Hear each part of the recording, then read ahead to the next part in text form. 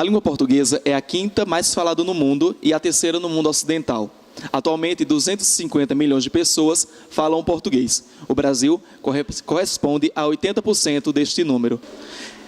Diante disto, o português é instituído como língua oficial em mais de 9 países, entre eles Portugal, Brasil, Moçambique, entre outros. Diante da grandiosidade da língua portuguesa nos países do Mercosul, é obrigatório o ensino da língua portuguesa como disciplina escolar. O novo acordo ortográfico visa simplificar a ortografia da língua portuguesa e aumentar seu prestígio diante do cenário internacional. Sua implementação no Brasil segue o seguinte parâmetro: em 2003, vigência não obrigatória; de 2010 a 2012, correção dos livros didáticos; e 2013, vigência obrigatória em todo o território nacional. Entrevistamos ainda o jornalista Romero Azevedo, coordenador do curso de produção de rádio e TV. O mesmo falou da importância da implementação do português no curso. Por que é que nós optamos por colocar a disciplina português na grade curricular de um curso técnico, quando a gente sabe que a maioria, eu diria todos os cursos técnicos, não existe essa preocupação? É justamente por isso. Primeiro, é um curso de produção em rádio e TV. Então, é inadmissível que um profissional, mesmo técnico, de rádio e TV, não tem um mínimo conhecimento da língua. E outra coisa, o fato de ser técnico não quer dizer que nós estamos formando robozinhos aqui para apertar botão.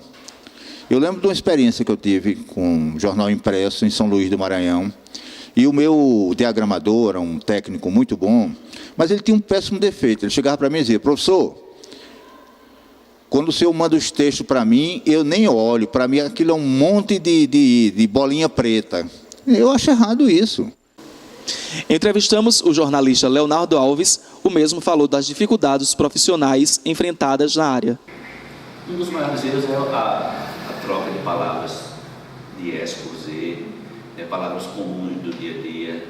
S por C, por exemplo, cemitério escrito com S, casa com Z.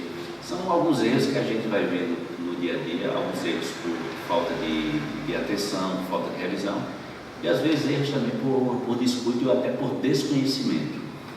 Era algo que já vinha sendo discutido nas redações há algum tempo, passava pelo processo de transição. Algumas redações ofereceram cursos para os profissionais e alguns deles se prepararam, mas mesmo assim ainda eu acredito que no dia a dia existem muitas dúvidas, porque a gente mesmo quando vai escrever a gente tem dúvidas, e vez por outra eu estou recorrendo à gramática, à nova gramática, para tirar algumas dúvidas. Palavras que a gente passou toda a vida escrevendo de uma forma e de uma hora para outra elas mudaram a sua grafia. Então isso realmente impactou nas redações, mas acredito que o pessoal está bem preparado.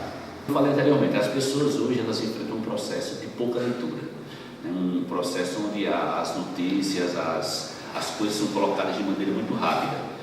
Então, nessa questão de se colocar as notícias de maneira muito rápida, muitas vezes as pessoas não se aprofundam, apenas leem uma manchete, e isso é propagado nas redes sociais, e as pessoas passam a achar que estão informadas sobre determinadas coisas. Como eu disse, quem não lê, certamente vai cometer erros de português, porque todo grande escritor é, antes de tudo, um bom leitor. Como as redes sociais e os aplicativos de comunicação no dia a dia, as pessoas costumam escrever de certa forma errada, as pessoas passam a reproduzir isso. O que acontece com as redes sociais não é que ela contribui, ela apenas potencializa o que já acontece no dia a dia na sociedade. Se não tivesse as redes sociais, ficariam disponíveis. Então, elas contribuem nesse sentido, mas eu acho que o problema maior é justamente na falta de leitura.